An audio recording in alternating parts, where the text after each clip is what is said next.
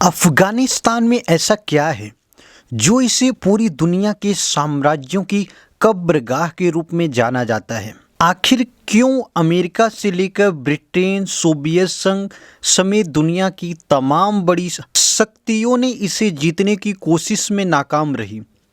एक ऐसा सवाल है जिसका जवाब अफगानिस्तान की इतिहास और भूगोल में मिलता है।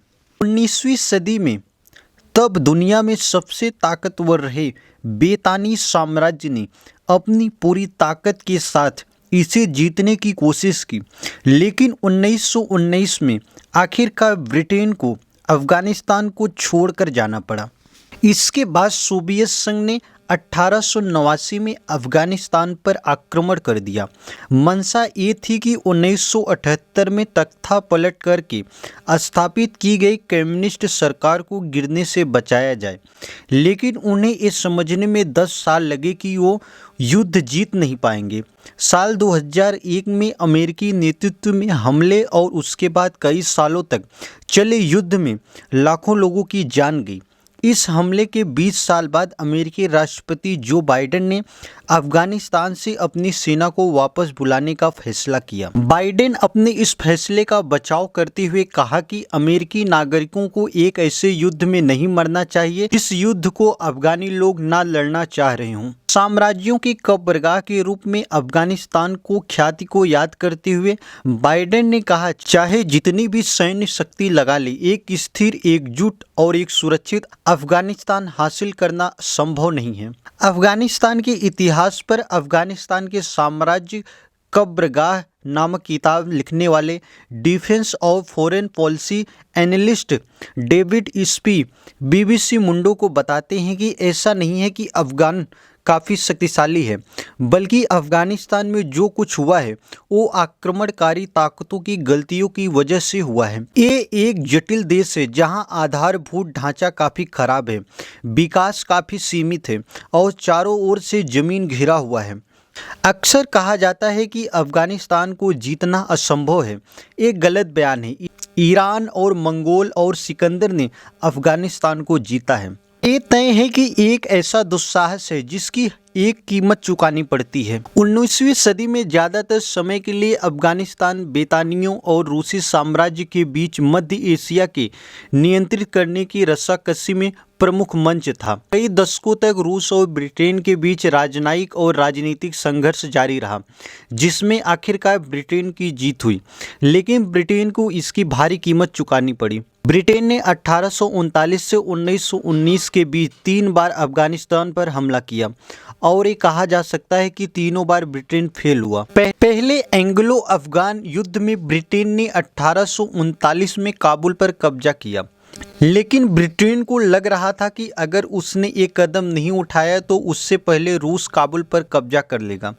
इसके चलते ब्रिटेन को ऐतिहासिक हार का सामना करना पड़ा। कुछ जनजाति ने बेहद सामान्य हथियारों से दुनिया के सबसे ताकतवर मुल्क की सेना को बर्बाद कर दिया। 3 साल के आक्रमण के बाद अफगानिस्तान ने आखिरकार हमलावर सेना को भगाने के लिए मजबूर कर दिया। इसके 4 दशक बाद ब्रिटेन ने एक बार फिर कोशिश की। इस बार उसे कुछ सफलता मिली। साल 1878 से 1880 के बीच हुए दूसरे एंग्लो अफगान युद्ध में अफगानिस्तान बेतानी सुरक्षित राज्य बन गया, लेकिन ब्रिटेन को काबुल में एक रेजिडेंट मिनिस्टर रखने की अपनी नीति को त्यागना पड़ा। इसके जगह ब्रिटानिया साम्राज्य ने एक नए अफगान अमीर चुनकर देश से अपनी सेनाओं को वापस बुला लिया, लेकिन साल 1919 में जब इस नए अमीर ने खुद को ब्रिटेन से आज़ाद घोषित कर दिया, तब तीसरा एंग्लो अफगान युद्ध शुरू हुआ। 4 महीने तक चली जंग के बाद ब्रिटेन ने आखिरकार अफगानिस्तान को स्वतंत्र घोषित कर दिया। साल 1920 के दौरान अमीर अमानुल्लाह खान ने देश को सुधारने की कोशिश की। इनमें महिलाओं के बुर्का पहनने की प्रथा को खत्म करना शामिल था। इन सुधारवादी प्रयासों ने कुछ जनजाति और धार्मिक नेताओं को नाराज कर दिया, जिससे एक गृह युद्ध शुरू हुई। इस संघर्ष की वजह से अफगानिस्तान में कई दशकों तक हालात तनावपूर्ण रहे। अंततः 1979 में सोवियत संघ ने अफगानिस्तान पर आक्रमण कर दिया ताकि एक असंगठित कम्युनिस्ट सरकार को सत्ता में बनाए रखा जा सके। कई मुजाहिदीन संगठनों ने सोवियत संघ का विरोध करते हुए उनके खिलाफ जंग छेड़ दी। इस जंग में मुजाहिदीन ने अमेरिकी, पाकिस्तान, चीन, ईरान से पैसा और हथियार लिए, इसलिए युद्ध में लगभग 15 लाख लोगों की मौत हुई और 50 लाख लोग शरणार्थी बन गए। सोवियत संघ की सेना ने कई तरीकों से चरमपंथ खत्म करने की कोशिश की, लेकिन गोरिल्ला सैनिक अक्सर ऐसे हमलों से बच जाते थे। इसी समय तत्कालीन सोवियत नेता मिखाइल गोर्बाचेव को एहसास हुआ कि रूसी अर्थव्यवस्था को बदलने की कोशिश करते हुए युद्ध जारी नहीं रख सकते। 1988 में अपने सैनिकों को वापस लेने का फैसला किया। इस वापसी से सोवियत संघ की छवि कभी उबर नहीं पाई। सोवियत संघ के लिए अफगानिस्तान वियतनाम युद्ध बन गया।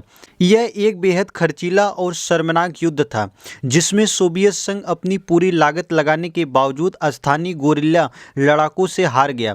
इसके बाद सोवियत संघ को विघटन हो गया। अफगानिस्तान में ब्रिटेन और सोवियत संघ के असफल प्रयासों के बाद अमेरिका 9/11 हमले के बाद अफगानिस्तान में लोकतंत्र का समर्थन करने और अल-कायदा को खत्म करने के लिए अफगानिस्तान पर हमला किया।